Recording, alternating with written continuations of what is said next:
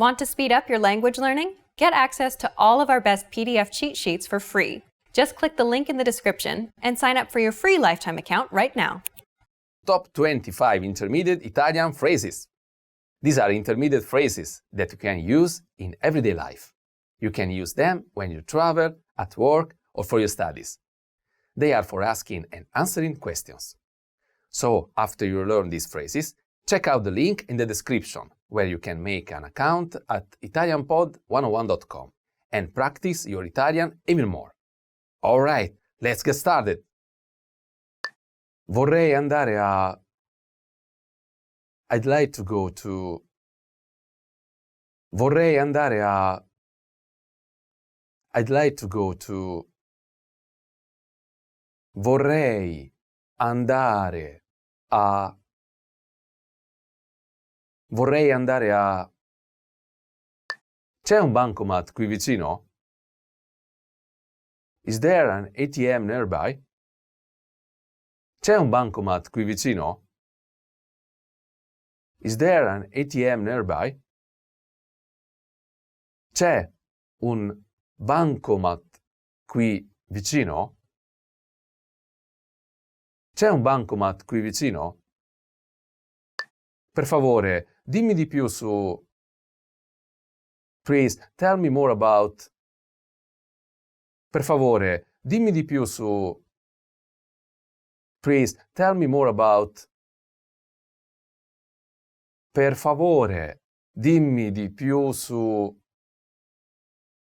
Per favore, dimmi di più su... Hai buon gusto. You have good taste. Hai buon gusto. You have good taste. Hai buon gusto. Hai buon gusto. Hai tempo sabato prossimo? Do you have time next Saturday? Hai tempo sabato prossimo? Do you have time next Saturday? Hai tempo sabato prossimo? Hai tempo sabato prossimo? Ho fatto tardi perché l'autobus non è passato. I'm late because the bus did not show up. Ho fatto tardi perché l'autobus non è passato. I'm late because the bus did not show up. Ho fatto tardi perché l'autobus non è passato. Ho fatto tardi perché l'autobus non è passato. Fa silenzio, per favore. Please keep quiet. Fa silenzio, per favore. Please keep quiet. Fa silenzio, per favore. Fa silenzio, per favore. Hai domande? Do you have a question? Hai domande? Do you have a question? Hai domande? Hai domande? Non mi sento bene. I don't feel well. Non mi sento bene. I don't feel well. Non mi sento bene. Non mi sento bene. Che cosa mi consiglia? What do you recommend? Che cosa mi consiglia? What do you recommend? Che cosa mi consiglia? Che cosa mi consiglia? In questo piatto c'è del... Does this dish contain any... In questo piatto c'è del... Does this dish contain any... In questo piatto c'è del... In questo piatto c'è del... Non posso mangiare, bere. I can eat, drink. Non posso mangiare, bere. I can eat, drink. Non posso mangiare, bere. Non posso mangiare, bere. Mi piace. I like to. Mi piace. I like to. Mi piace. Mi piace. Com'è il tempo? How's the weather? Com'è il tempo? How's the weather? Com'è il tempo? Com'è il tempo? Ho perso il mio oggetto. I lost my item. Ho perso il mio oggetto. I lost my item. Ho perso il mio oggetto. Ho perso il mio oggetto. Posso sedermi qui? Can I sit here? Posso sedermi qui? Can I sit here? Posso sedermi qui? Posso sedermi qui? Avete uno, una... Do you have a... Avete uno, una... Do you have a... Avete uno, una... Avete uno, una... Sto cercando... I'm looking for... Sto cercando... I'm looking for... Sto cercando... Sto cercando... Il mio indirizzo email è... My email address is... Il mio indirizzo email è... My email address is... Il mio indirizzo email è... Il mio indirizzo email è... Che cosa fai? What do you do? Che cosa fai? What do you do? Che cosa fai? Che cosa fai? Sono andato al cinema. I went to the cinema. Sono andato al cinema. I went to the cinema. Sono andato al cinema. Sono andato al cinema. Entra. Come in. Entra. Come in. Entra. Entra. La mia canzone preferita è... My favorite song is... La mia canzone preferita è... My favorite song is... La mia canzone preferita è... La mia canzone preferita è... Che tipo di musica ti piace? What kind of music do you like? Che tipo di musica ti piace? What kind of music do you like? che tipo di musica ti piace? Che tipo di musica ti piace? Buon compleanno! Happy birthday! Buon compleanno! Happy birthday! Buon compleanno! Buon compleanno! Hello everyone and welcome back to Italian Pod 101. My name is Desiree, but you can call me Daisy. Il mio nome è Desiree, ma potete chiamarmi Daisy.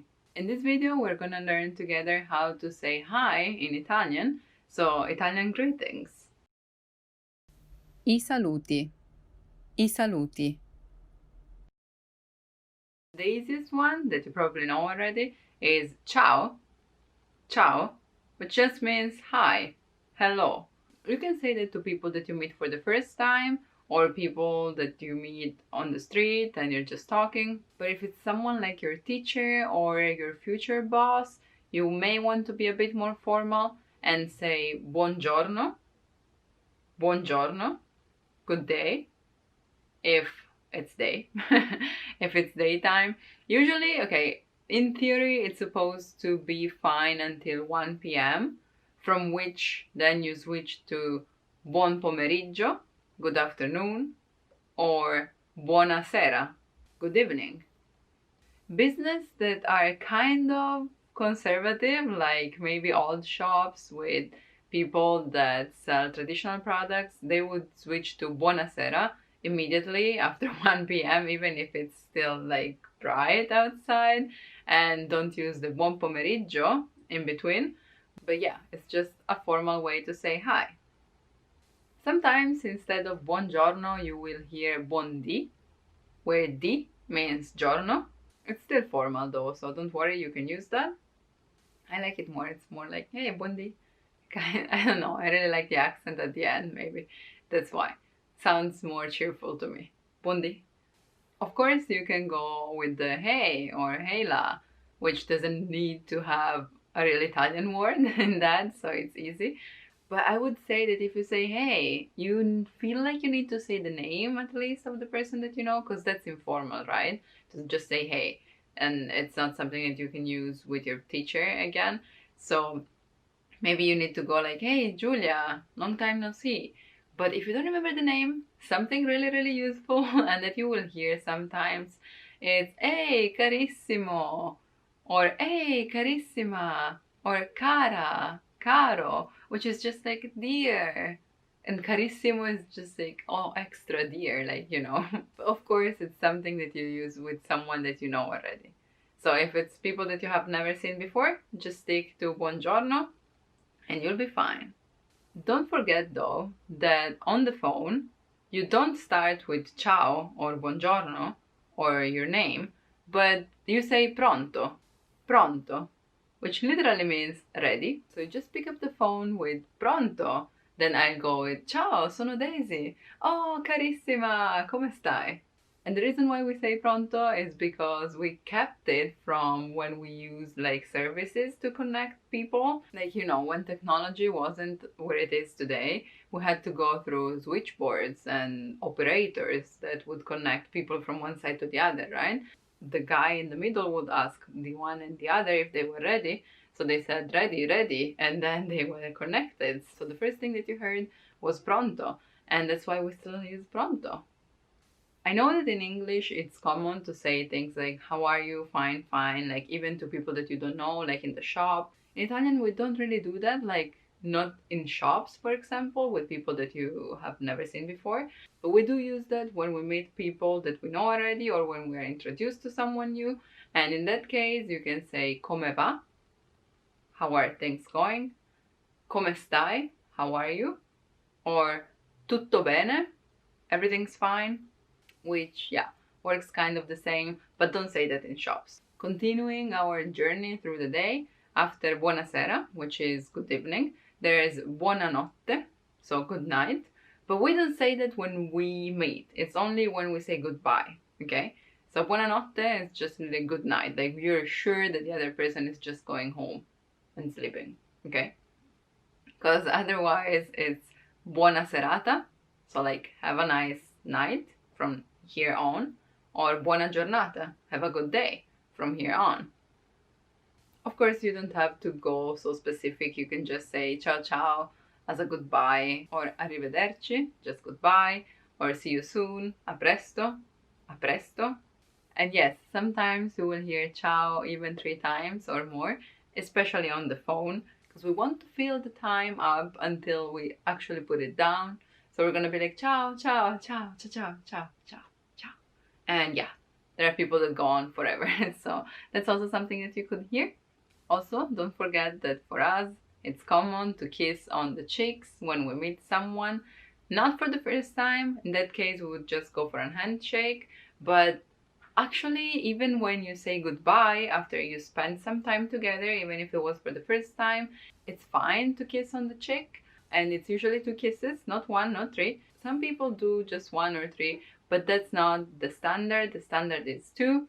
You go like this and that. You don't want to make too much of a sound though. And also sometimes it's just basically the cheek touching softly. It's not really a kiss.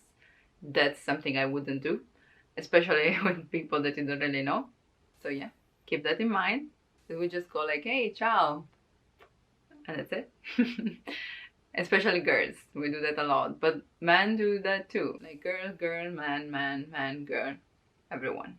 I think you now have a wide range of greetings, but I also want to teach you something else.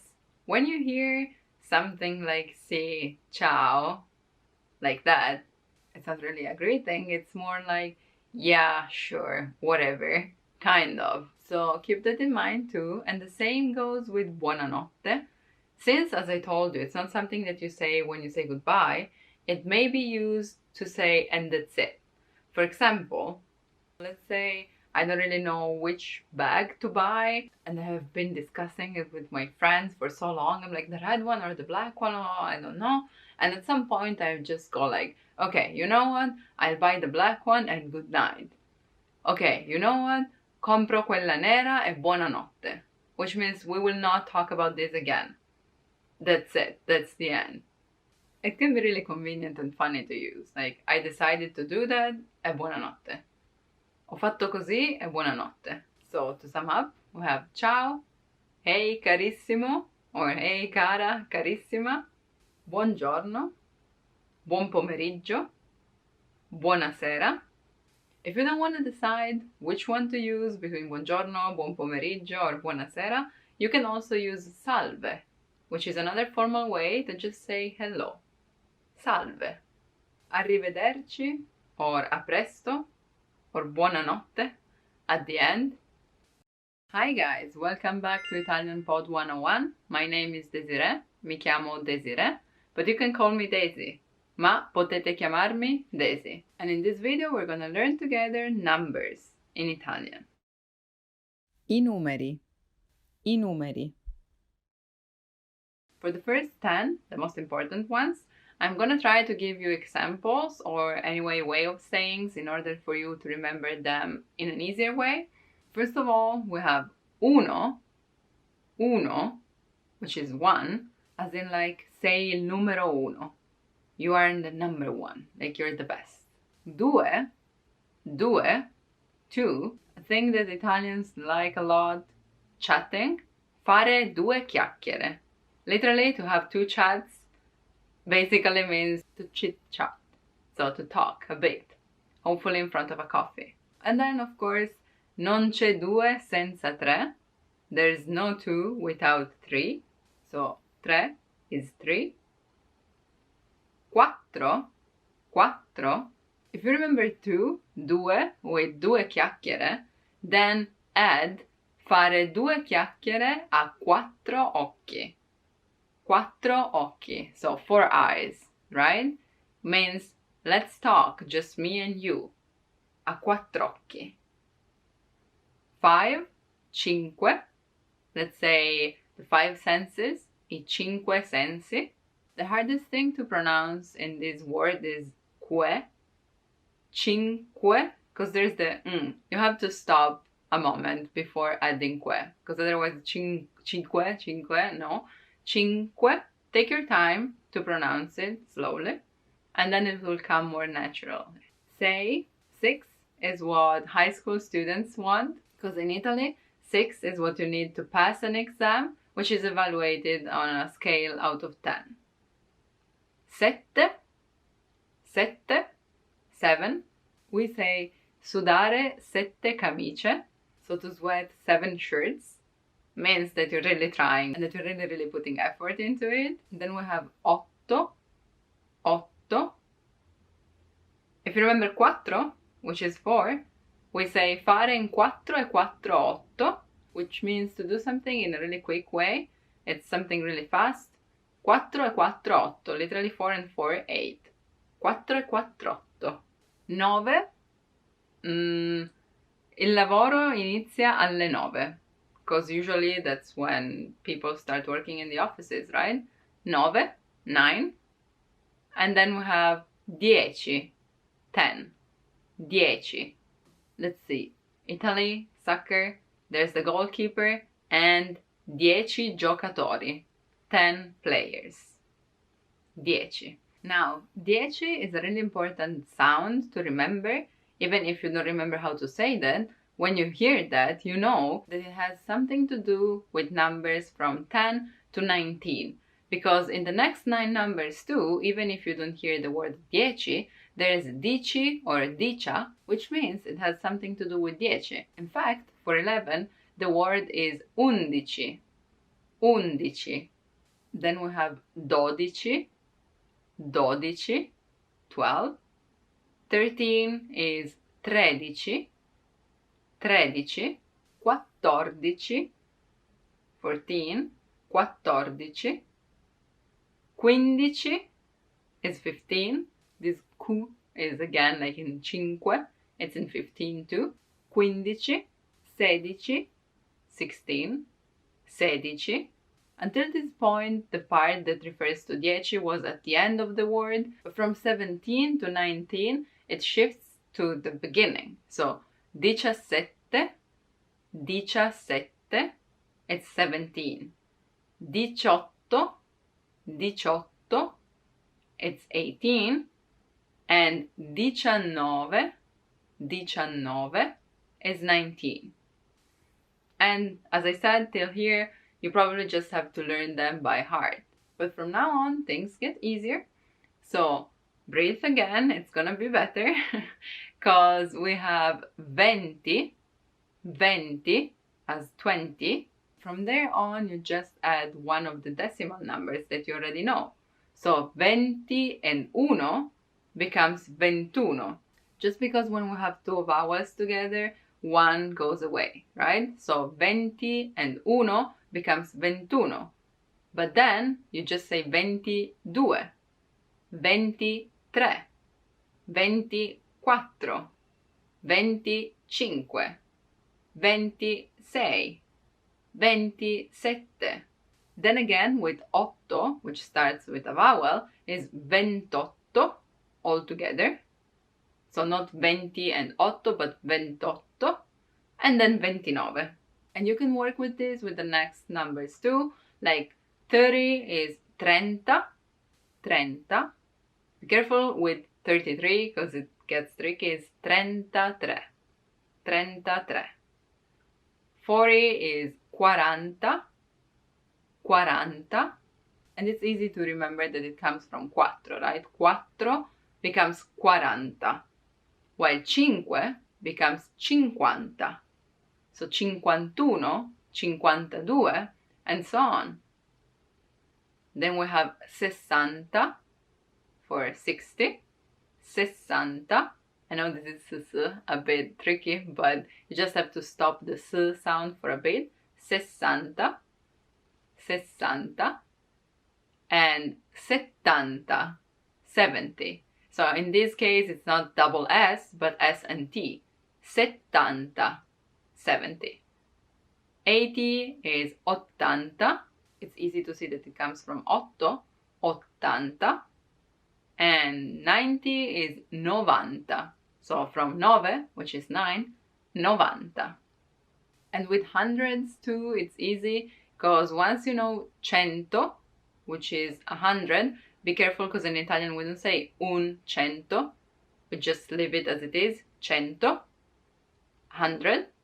Then you just add the number, 101, 102, 120, 136.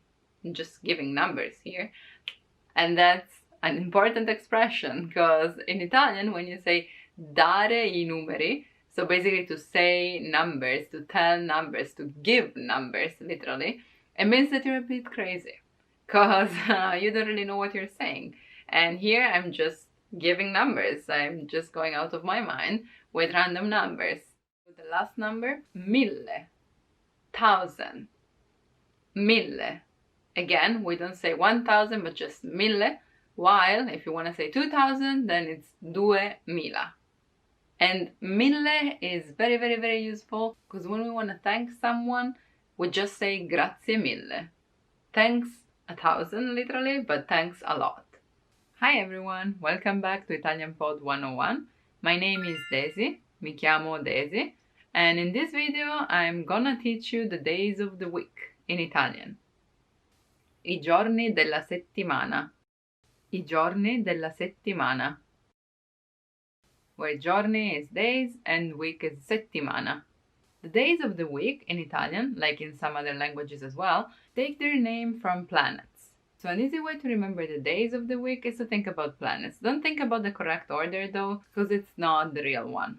Okay? Let's start with Monday. It takes its name from la luna, which is the moon, lunes in Latin, and it becomes lunedì. Lunedì.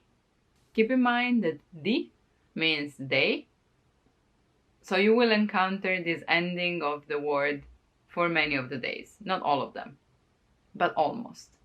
Okay, let's imagine a schedule for the week so that we can have some examples. And let's say that il lunedì ho lezione di italiano. On Mondays I have Italian classes. Il lunedì ho lezione di italiano. Invece, while, il martedì vado in palestra. On Tuesdays I go to the gym. If you don't add il and just say martedì vado in palestra, we assume that you're going to the gym this Tuesday, but not every Tuesday. Instead, if you say il martedì vado in palestra, it implies that you go every Tuesday. Martedì comes from Marte, so Mars. Martedì. Then we have mercoledì, from Mercury, Mercurio. Mercoledì, mercoledì. Mercoledì esco con le amiche. Wednesday I'll go out with my girlfriends. Or con gli amici, with my friends. Giovedì mi riposo. On Thursday I'll rest. Giovedì comes from Giove, so Jupiter. Giovedì. And then it comes what we all are in love with, venerdì. Venerdì. From Venere, so Venus, Friday. Friday I'll go to the cinema. Venerdì andrò al cinema.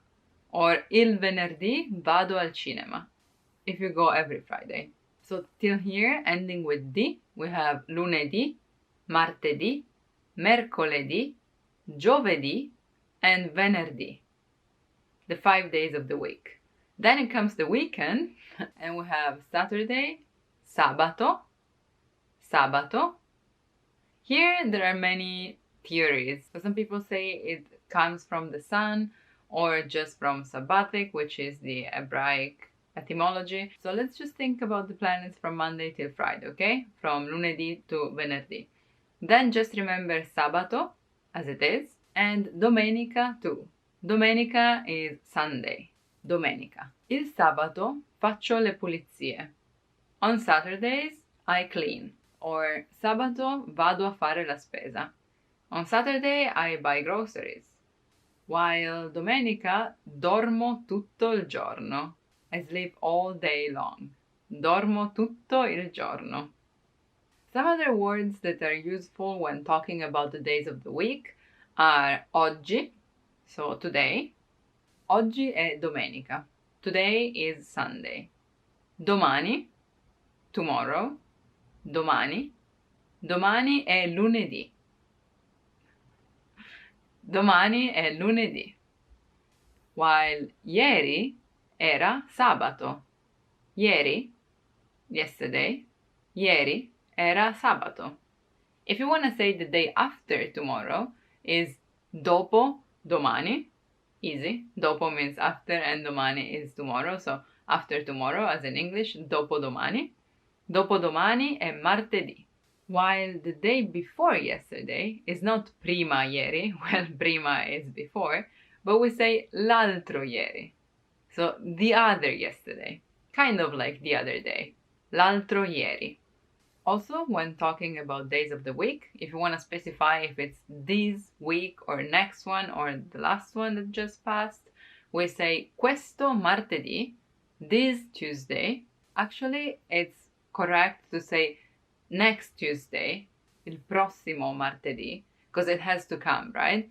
But in the spoken language, we say this Tuesday, questo martedì, for the one that is the closest to us, while we refer to the one that is coming up next, so next week, as il prossimo martedì, the next Tuesday, which is not next as the first one that comes, but the first one that comes after the one that is closest to me. I know it sounds confusing, but it's not. We have questa settimana, so this week, with questo martedì, questo mercoledì, questo giovedì, so this Tuesday, Wednesday, or Thursday, and next Tuesday, next Wednesday, next Thursday, so il prossimo martedì, prossimo mercoledì, prossimo giovedì. While if we're talking about Tuesday last week, then is lo scorso martedì. Scorso. And you can use scorso, which literally means past, with the week too. La scorsa settimana. Last week. This week, questa settimana, and next week, la prossima settimana. For example, we're meeting for our Italian lessons on Monday, and I say, lo scorso lunedì la lezione è stata molto interessante. Last Monday, the lesson was really interesting. Lunedì prossimo non faremo lezione perché è festa. Next Monday, we won't have a lesson because it's a holiday. È festa. Hi guys, welcome back to Italian Pod 101. My name is Daisy, mi chiamo Daisy, and in this video we're gonna learn together about nationalities. La nazionalità. La nazionalità. Nazione is country, so nazionalità is where you come from, nationality. First of all, let's say that we can't cover them all, so I'm sorry if yours is not included in the video, but don't hesitate to comment and ask about that. And also, I'm gonna try to give examples just for the sake of grammar. So don't focus on the content. Hopefully it's correct, but if not, please focus on the grammar, okay? That being said, I'm gonna use examples with food, so it's easy to remember, at least for people like me who really like to eat. And of course, let's start with Italian. So, la pizza è italiana. Pizza is Italian. We can't argue about this, can we? As other adjectives in Italian, nationalities too have to be adjusted based on the subject. La pizza è italiana ends with a because the pizza is female. La pizza. If I say Marco è italiano, then you can see that since Marco is a male, italiana becomes italiano. And also some of them don't even change, but we're gonna get to that in a bit. For now, let's see some other examples of this normal form that changes according to the subject.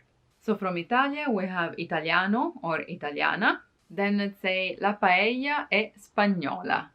La paella è spagnola. I want you to focus on the name of the country too, so let's work in a parallel way, okay? Spain is Spagna, and Spanish is spagnolo or spagnola. La paella è spagnola.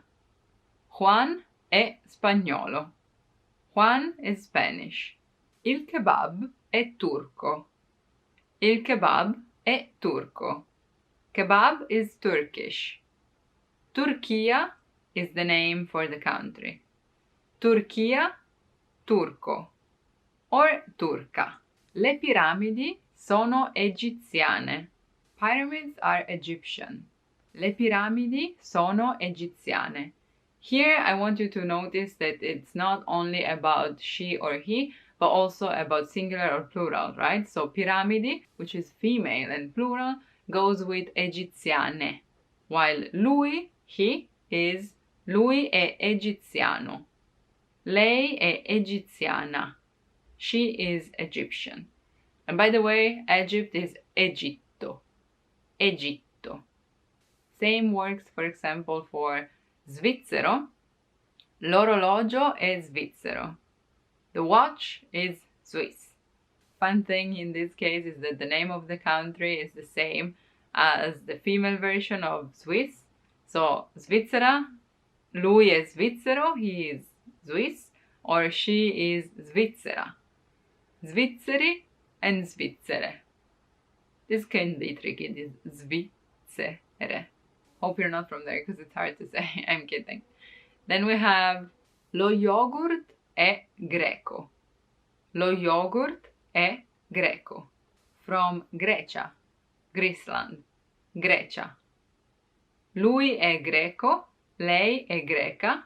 Be careful because they are greci, but they, female, are greche. Greche. Lo strudel è tedesco. If you don't know, it's a sweet with apples. Very, very nice. Lo strudel è tedesco. From Germania, which is Germany. This is really tricky because it completely changes. If you're from Germania, which is Germany, you are tedesco or tedesca. And then we have tedeschi or tedesche. Il curry è indiano. Curry is Indian. From India, indiano, easy. Same goes, for example, for America and americano. L'hamburger è americano. Hamburger is American. But here, to be precise, we're talking about the continent, America, while if you want to refer specifically to USA, it's Stati Uniti, United States, Stati Uniti. It's part of the group of those adjectives that don't change. Of course, they do change if it's singular or plural, but not if it's male or female. For example, lei è statunitense. She is from the US.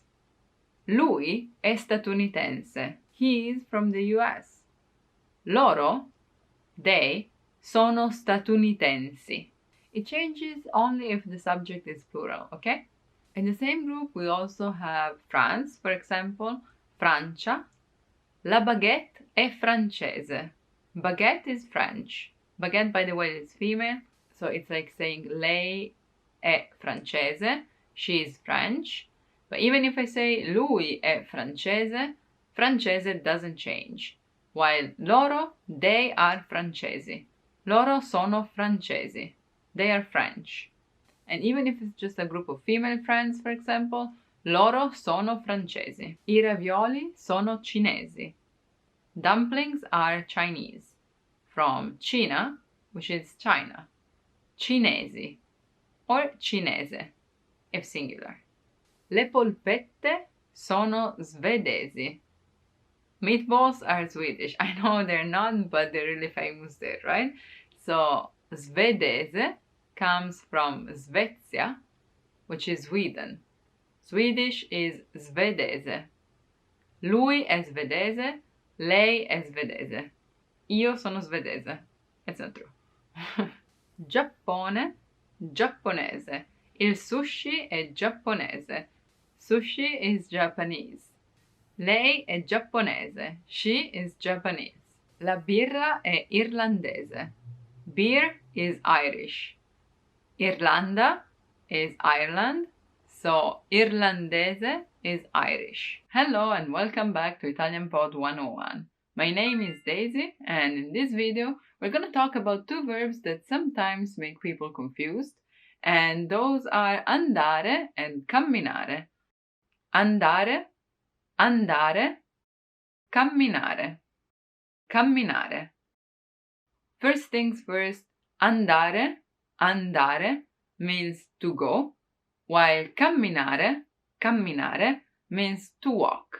Also, camminare is regular, so you take camminare, say goodbye to are at the end, and just add the endings that you use for other verbs too, like parlare or cantare, so to talk, to sing, and it becomes io cammino, tu cammini, lui cammina, noi camminiamo, voi camminate, essi or loro camminano. Okay? While andare is irregular and it changes completely. It becomes io vado, tu vai, lui or lei va, noi andiamo, voi andate, and essi or loro vanno. Vado, vai, va, andiamo, andate, vanno, which may lead you to prefer camminare over andare. Unfortunately, you can't always use camminare, even when you're walking, okay? Because even though in English you can say, I walk to the supermarket, so you're going to the supermarket by foot, you're walking there. In Italian, even if I would understand what you mean by cammino al supermercato, we actually say vado al supermercato. And that's because andare is really used in Italian, especially with the compound of andare a fare qualcosa, so to go and do something. So vado al supermercato implies that you're going to buy stuff. So vado al supermercato a fare la spesa, to do groceries. Or vado al supermercato a comprare due cose, to buy two things, okay? So cammino al supermercato focuses the attention on the fact that you're walking. So we would rather say cammino fino al supermercato e torno indietro. For example, like I'll walk till the supermarket and then come back, which puts the attention on the fact that you're walking till there. So for example, you want to say that you're gonna take a walk and you're getting till there and then coming back.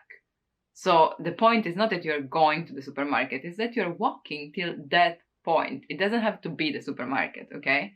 The focus is on you actually moving your legs, okay? That's the point. While if you say andare a fare qualcosa, the focus is on that something that you're gonna do. Stasera vado al cinema. Tonight I'm going to the cinema.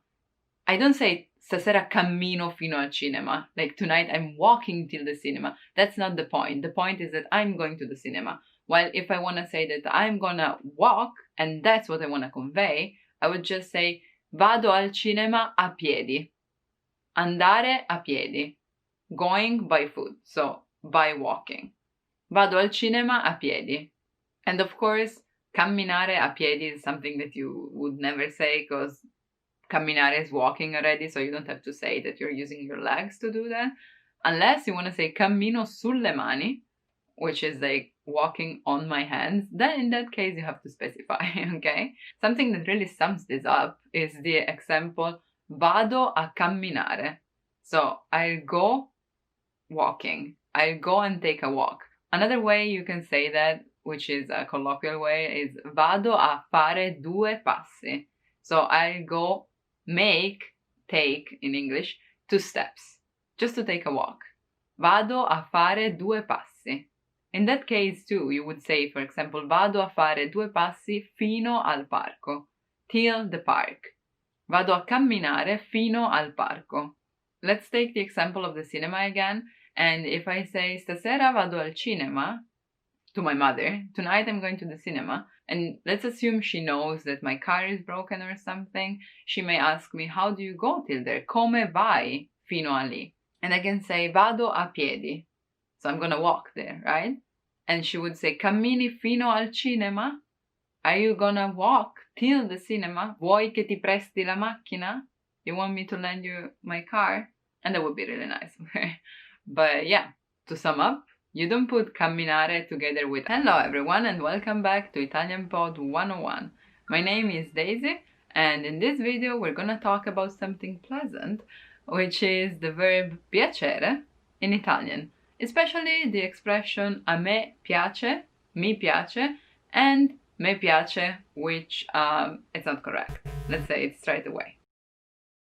Piacere, piacere. Mi piace. A me piace.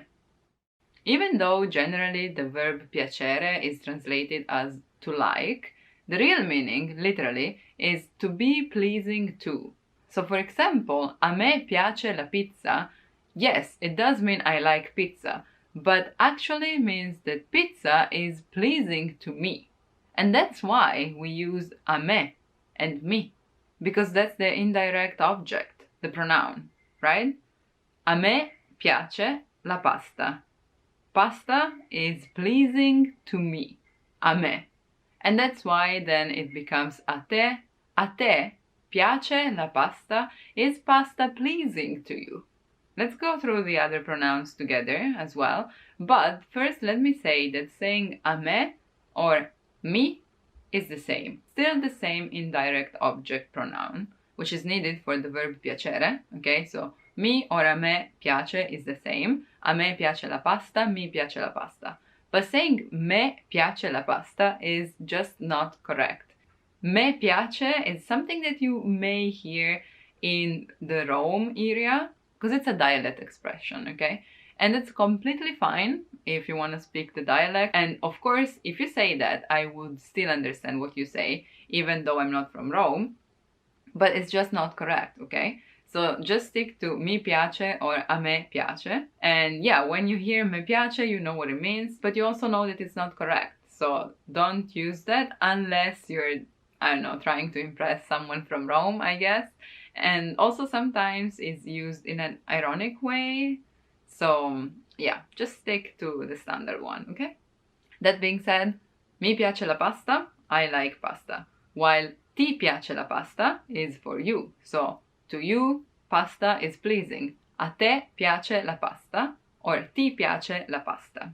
Let's change and put something else instead of pasta from now on. When we talk about her, someone, female, a lei piace la musica. She likes music.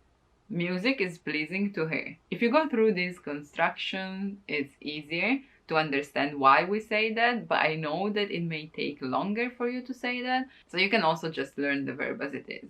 Lei piace la musica, a lei piace la musica, a lui piace il calcio. Gli piace il calcio. He likes football. A noi piace andare al mare. We like to go to the sea. Going to the sea is pleasing to us. Ci piace andare al mare. Here too, sometimes I hear ce piace andare al mare or te piace. Again, it's incorrect and it's from dialect from Rome. So the proper expression would be ci piace. Vi piace fare le torte. You like baking cakes. A voi piace fare torte. A loro piace studiare. Studying is pleasing to them. Lucky them. They like to study, basically. In the spoken language, though, sometimes we just say gli piace something something, even for them, plural form. Okay? Even though, grammatically speaking, it should just be a loro piace. Also, when something that you like is plural, so not when the pronoun is plural, but what you like is plural. For example, I like books. Books is plural. It's not mi piace I libri, but mi piacciono I libri. Because the plural is the subject. So books are pleasing to me. And now you understand why it changes so much. Mi piacciono I pasticcini. I like pastries. Hello everyone and welcome back to Italian Pod 101. My name is Daisy, mi chiamo Daisy, and in this video we're gonna talk about the Italian verbs stare and essere, because sometimes they're both translated as to be in English, but they're not interchangeable. So let's have a look at those. Stare, stare, essere, essere. I think that you all know the verb essere, but let's see it quickly. Io sono, tu sei, lui è, noi siamo, voi siete, essi sono. Io sono, tu sei, lui è, noi siamo, voi siete, essi sono. While on the other side, we have io sto, tu stai, lui sta, noi stiamo, voi state, essi stanno. This st in the beginning may be a bit tricky, but practice a bit and then you'll master it. Even though we could simply say that essere is to be and stare is to stay, we use it as in I am, and they're not interchangeable, as I said before. There have been many tries to make rules on those, but the best way is just to memorize the expressions. So let's see together some of the uses that we have for both of those, okay? And while I would say that essere is way more used, so we don't really have to go through all the examples because it would be anything, right? Io sono italiana, I'm Italian. Io sono alta, I'm tall. It's not true. Io sono stanca, I'm tired. So for many things like physical conditions or like appearance, io sono a casa, I'm at home. All those things where you just use essere without even thinking. Let's instead focus on stare and see that we use that, for example, for physical conditions too, like with health. When you want to say things like I don't feel well, you don't say io sono male, because it sounds like you impersonate evil itself, like you are evil. Io sono male. What you want to say is io sto male. I don't feel good. I feel bad. I feel sick. Io sto male. Come stai? Sto bene. I'm fine. Sto male. I'm not. I'm not fine. Sto così così. I'm so. Okay? Io sono bene. We don't say that. Stare is also used for location, but in a specific time.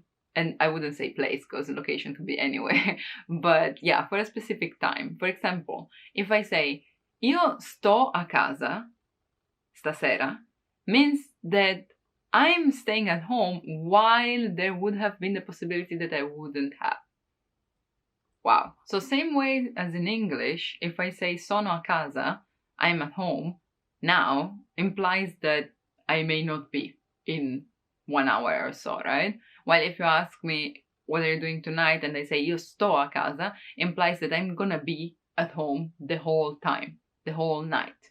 Another useful expression that we have with stare is about clothes, like questo vestito mi sta bene. I like how this dress fits me. This dress suits me. Because if I say questo vestito è largo, this dress is too big, largo, è troppo grande, it's a fact, like it is that way, it's too big. While if I just say questo vestito mi sta grande, it looks big on me. Stare in that case, it's different from è, because è describes the thing as it is, stare is just an impression that I have, or that people may have. Like, what do you think about this? Cosa pensi di questo vestito? È bello, it's beautiful, ma non ti sta bene, but it doesn't suit you. So in that case, stare is really useful, and it's something that you would translate with to be in English, right? Like, this jacket is tight on me. La giacca mi sta stretta. It's not just stretta. The jacket is tight, because it's just tight on me. Mi sta stretta. I feel like it's tight on me. Other common expressions with stare include, for example, stare in piedi, to be standing. Okay? Like, oh, please have a seat. Per favore, siediti. No, sto in piedi. No, I'm fine, I'll stand. Stare in piedi. To stay on your legs, basically, on your feet. Stare in piedi. Did you manage to sit on the train? Sei riuscito a sederti sul treno? No, sono stato in piedi tutto il tragitto. No, I've been standing all the way. Or, no, I had to stand the whole journey. Sono stato in piedi. You may end up hearing the verb stare a lot in Italian conversations because it's also the verb that is used for the present continuous tense. So, I'm going, sto andando. Not sono andando, but I am going, sto andando. Sto mangiando. I'm eating. Tu stai facendo. You are doing something. Loro stanno comprando. They are buying. In that case, you don't have to think about that as stay, but doing something. It really depends on regions too, the way people use stare and essere. For example, in some regions, it's common to say where things are with the verb stare. Where's the spoon? Sta nel cassetto. Hi guys, welcome back to Italian Pod 101. My name is Daisy, mi chiamo Daisy, and in this video we're gonna talk about impersonal verbs. Verbi impersonali in Italian. Verbi impersonali. I know that I always stress the importance of changing the verb form depending on the pronoun. So for example, io parlo, but tu parli, lui parla. But in this case, these are verbs that have no pronoun. So they don't change. Actually, they only use the third person singular form. Just like in English, impersonal verb use the pronoun it. It rains, it's 9 o'clock. That it though doesn't really refer to anything in particular, right? So impersonal verbs in Italian work the same way, but we are way more minimalistic and don't even use it. Just look at that way.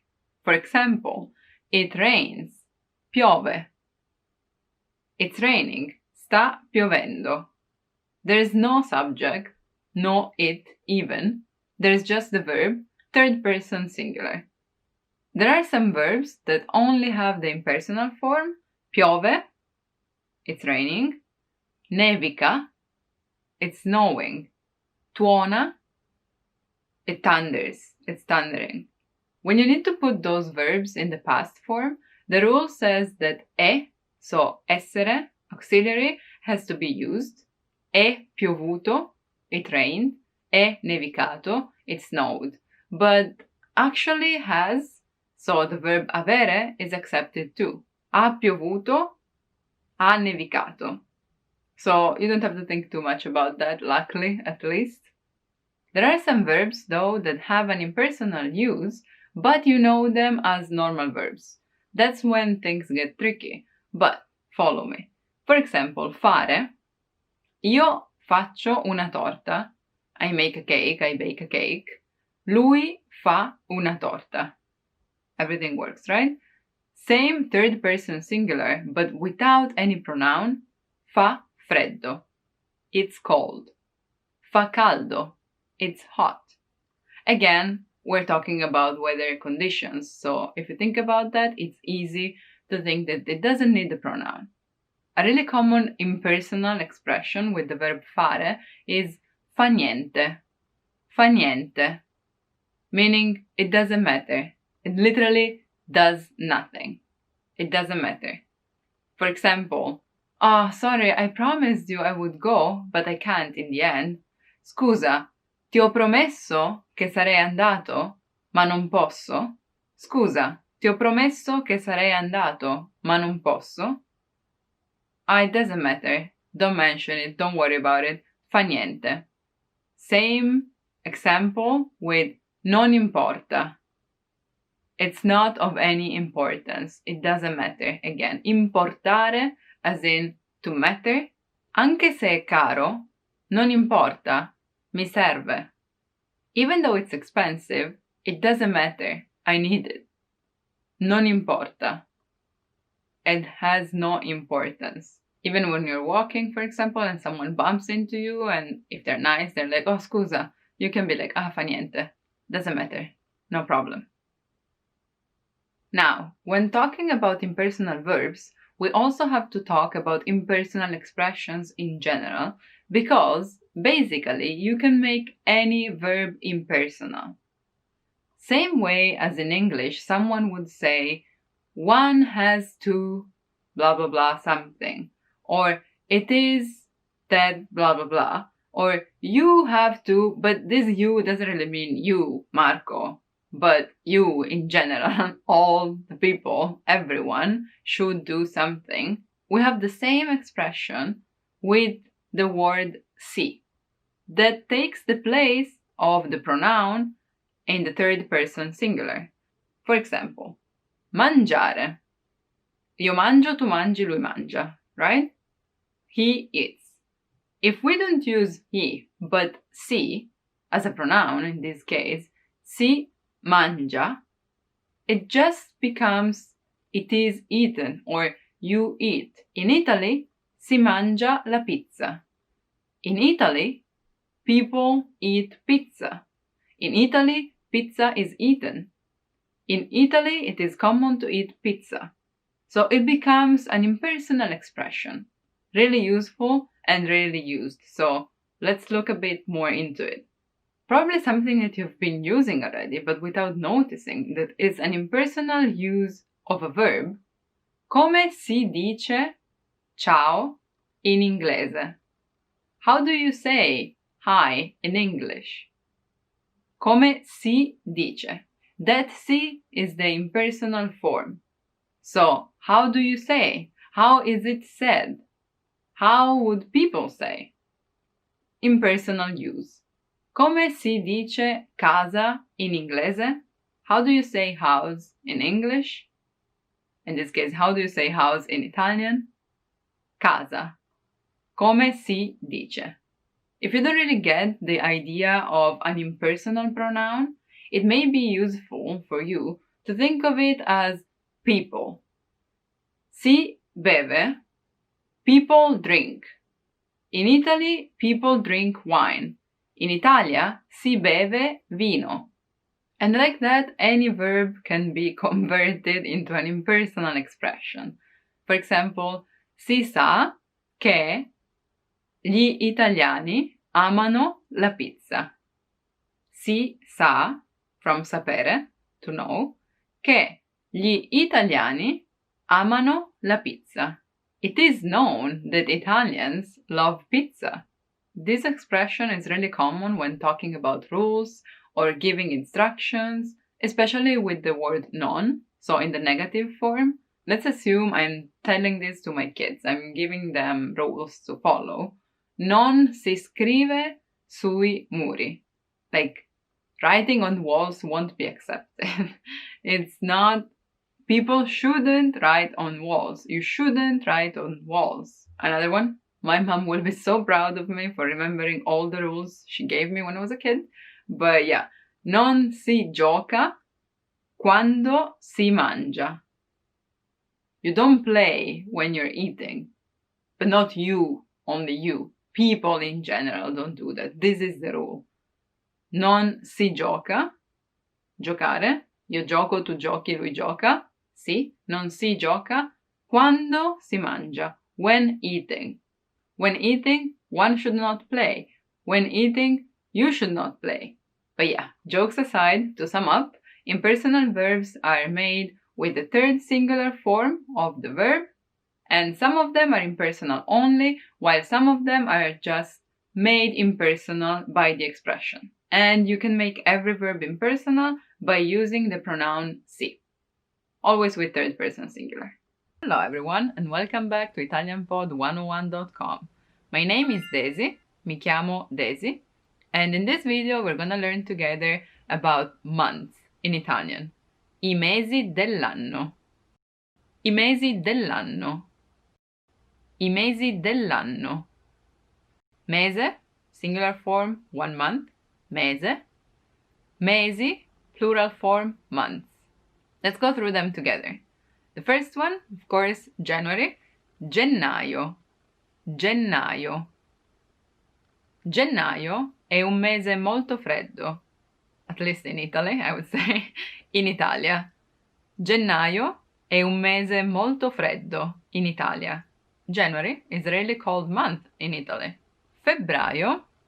Febbraio è il mese degli innamorati. February is the month of lovers. February is lovers month. Just because there is some Valentine, okay? Otherwise you can say febbraio è un altro mese molto freddo. February is another really cold month. Okay? But febbraio è il mese del carnevale. February is the month of Carnival. March, marzo, marzo. A marzo si festeggia la festa della donna. In March, Women's Day is celebrated. A marzo si festeggia la festa della donna. Sono nata ad aprile. I was born in April. In fact, aprile is April. Aprile. Aprile. Be careful, because sometimes if you see the same word but with a different intonation, aprile means open them, while aprile is the month. Okay? And aprire is just the verb to open. It's an R. Aprire. While aprile is the month. Aprile. In aprile c'è il compleanno di Daisy. In April, there's Daisy's birthday. I'll be waiting for your wishes. Maggio is May. Maggio. There is a way of saying with this, kind of old, but anyway, it goes like this. Aprile fa I fiori e maggio ha gli onori. So even though it's in April that flowers start to bloom, it's in May that everyone appreciates that. So even though it's April who's doing the job, May has the honor. Aprile fa I fiori, maggio ha gli onori. So yeah, maggio was May. Then we have giugno for June. Giugno. Be careful about this, it's not giugno, it's giugno. A giugno finisce la scuola. In June, schools close. The term is over, basically. It's summer vacation. A giugno finisce la scuola. Luglio. Luglio. Here too, I often hear luglio or stuff like that. I know it's hard, but practice. Luglio. Giugno, giugno, June, luglio, July. Luglio. Luglio è perfetto per andare al mare. Luglio è perfetto per andare al mare. July is perfect to go to the sea. Agosto, August, agosto, pretty similar, just different pronunciation. Agosto. Agosto è il mese più caldo. August is the hottest month. Again, at least in Italy. Agosto è il mese più caldo. Settembre, September, settembre. A settembre inizia la scuola. So if school closed in June, they start again in September. A settembre inizia la scuola. Ottobre, October, ottobre, like 8. A fine ottobre si festeggia Halloween. A fine ottobre si festeggia Halloween. At the end of October, Halloween is celebrated. Ottobre.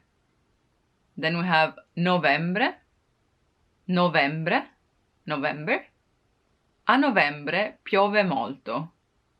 In November, it rains a lot. A novembre piove molto. Now, I don't know if this is true. Again, it depends on where you are. And then we have dicembre, December, dicembre, dicembre. December is the most wonderful time of the year, and we all know why, because there's Christmas. Dicembre è il periodo più bello dell'anno. Dicembre è il periodo più bello dell'anno. You may agree or disagree, but it's just an example. On the contrary, let me know which is your favorite month. Quale è il tuo mese preferito? Quale è il tuo mese preferito? As last thing, let me teach you a filastrocca, which in English is like doggerel or nursery rhyme, I would say. Anyway, a way of saying that we have to remember how many days in 1 month. It may or may not help you in remembering months as well, but it's really common in Italian and everyone knows it, so if you want to impress us, remember this. 30 giorni a novembre con aprile, giugno e settembre. Di 28 ce n'è uno tutti gli altri ne han 31. Now I know it may sound difficult, but let's look at it. 30 giorni a novembre. So November has 30 days. Con April, Giugno e Settembre. Together with April, June and September. Di 28, with 28 days, ce n'è uno. There's only one. February. That's the answer, February. Febbraio. Anyway, tutti gli altri, all the others, ne han 31. Have 31 days. 30 giorni a novembre, con April, Giugno e Settembre. Di 28 ce n'è uno. Tutti gli altri ne han 31. How do you like it? I guess it could turn into a tongue twist as well. Up to you. I say it once more, slowly. 30 giorni a novembre, con April, Giugno e Settembre. Di 28 ce n'è uno. Tutti gli altri ne han 31. Hello everyone and welcome to Italian Pod 101. My name is Daisy. Mi chiamo Daisy. And in this video I'm gonna teach you ordinal numbers in Italian. Numeri ordinali. I numeri ordinali. I numeri ordinali. You have to learn them by heart, but after 10 it gets easier. Also, first things first, you have to remember that the ordinal number changes depending on the name it refers to. It's easier than it seems. Let's look at them together. Primo. First. As I was saying, there is primo referring to a male and prima referring to a female. Don't confuse it with the word prima in the meaning of before, okay? So for example, Giovanni è il primo della lista. Giovanni è il primo della lista. Giovanni is a male, so he is primo, the first of the list. While Giovanna, female, è la prima della lista. Giovanna è la prima della lista. Giovanna, female, so prima.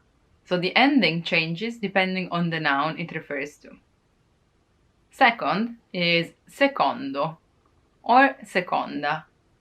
Domani entro alla seconda ora. Domani entro alla seconda ora. Tomorrow I'll go to school from the second term on. So from dalla seconda ora. Second term. Ora is female, so seconda.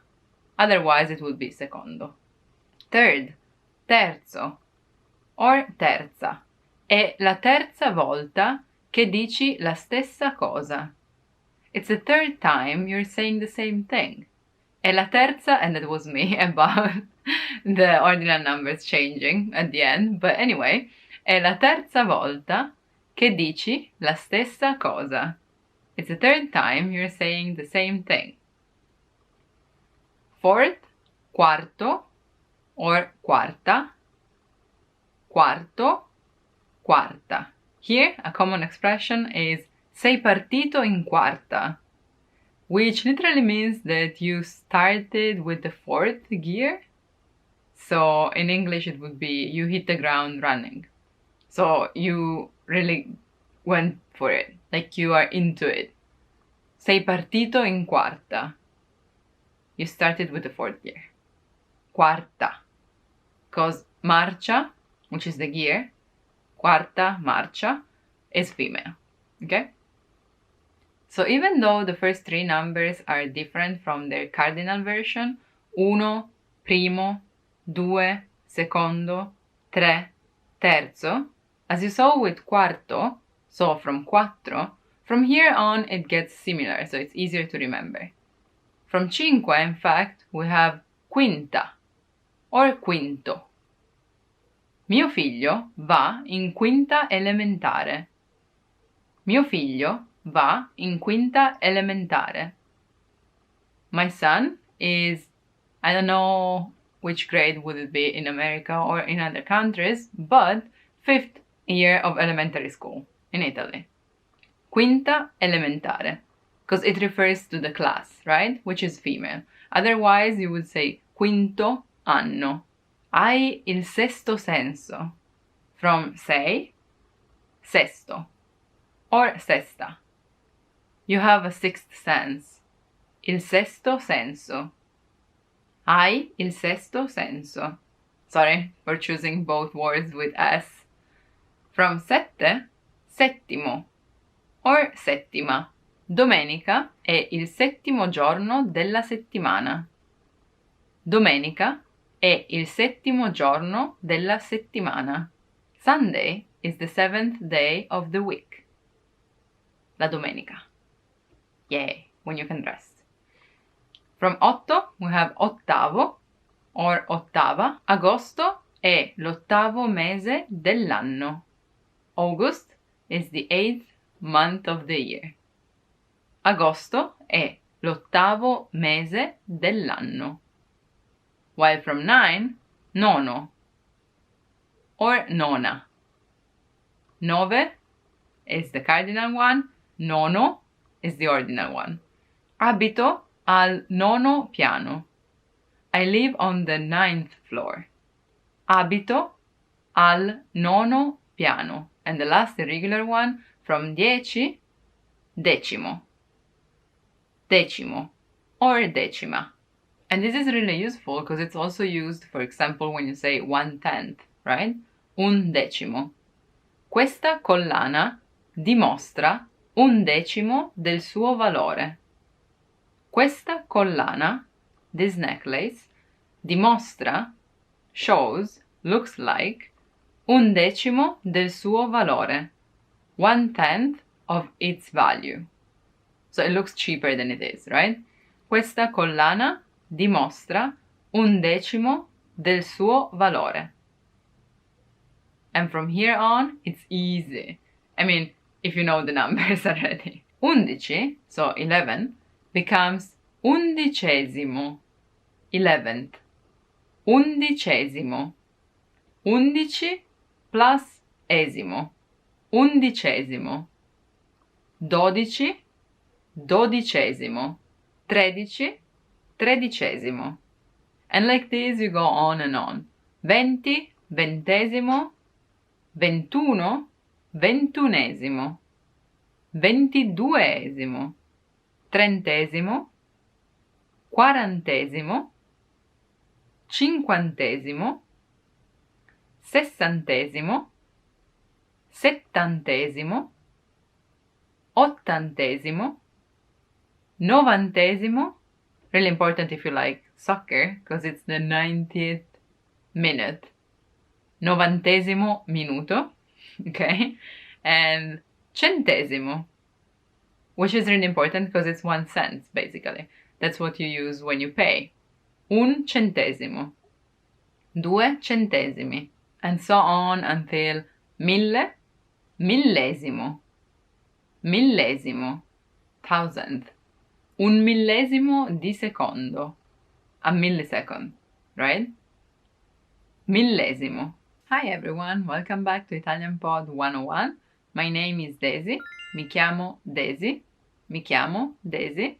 And in this video we're gonna talk about a really important Italian verb. Fare. To do or to make. Fare. Fare. As I said already, this is a very important verb because we use it to express the idea of making, of doing something, but way more than the actual do, to do verb in English, okay? First of all, let's say that it's an irregular verb and it goes like this. Io faccio, tu fai, lui fa, noi facciamo, voi fate. Be careful here because voi facete is a really common mistake. Voi fate, loro fanno. Io faccio, tu fai, lui fa, noi facciamo, voi fate, loro fanno. That being said, let's look at some expressions together. It is used with weather. So, it is called fa freddo. Impersonal use, so there is no actual subject, just the verb, third person singular, fa freddo. It's cold. It does cold. It makes cold, literally. Fa freddo or fa caldo. It's hot. And even just to ask about weather, che tempo fa lì? How's the weather over there? So, it's used with weather expressions, but also with meals. I know it's basically unrelated, but we use the verb fare with a lot of things. And meals are, as you know, very important for Italians, so you better know these expressions too. For example, faccio colazione alle 8. I have breakfast at 8. A che ora fai pranzo? What time do you have lunch? A che ora fai pranzo? Domani facciamo cena insieme? Tomorrow, will we have dinner together? Let's have dinner together tomorrow. Facciamo cena. Also related to eating, and the expression fare da mangiare. So to make something to eat. Also known as to cook, cucinare, right? But it's as common as cucinare. Actually, I would say even more. Venerdì sera faccio da mangiare io. Friday night, I'll cook. It's not true. I'm not a good cook. General temporal expressions too are something that we express through the verb fare. For example, faccio tardi. I'm late. I'm calling you. Scusa, stasera faccio tardi. I'm sorry, tonight I'm late. On the contrary, fare in fretta. Faccio più in fretta che posso. I'll be the quickest as I can be. Fare più in fretta possibile. So, make it as quick as possible. Fare in fretta. Fare tardi. To be late. And like this, fare is used in place of many other verbs. Of course, you can use the proper one, but fare is the most common one, so be ready to hear that a lot. For example, you can either say comprare un biglietto, so to buy a ticket, but we also say fare il biglietto, fare un biglietto. So you make it, basically. Fare il biglietto. Ho fatto il biglietto per il treno delle 5. I got the ticket for the train at 5. Ho fatto il biglietto. Past form of fare. Fatto. Ho fatto il biglietto. Ho fatto una foto. I took a picture. Take a picture, it's supposed to be scattare una foto, but believe me, fare una foto is way more common. Ho fatto una foto al gatto. I took a picture of the cat. Dai, facciamo una foto. Come on, let's take a picture.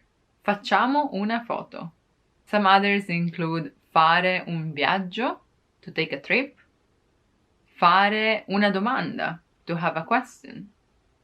Or fare la spesa, just go for groceries. Fare la fila, or la coda, so to queue in a line. Also fare la valigia, to pack. Of course, you're not making the luggage itself, you're putting things in. Great work! Here's a reward. Speed up your language learning with our PDF lessons. Get all of our best PDF cheat sheets and ebooks for free. Just click the link in the description.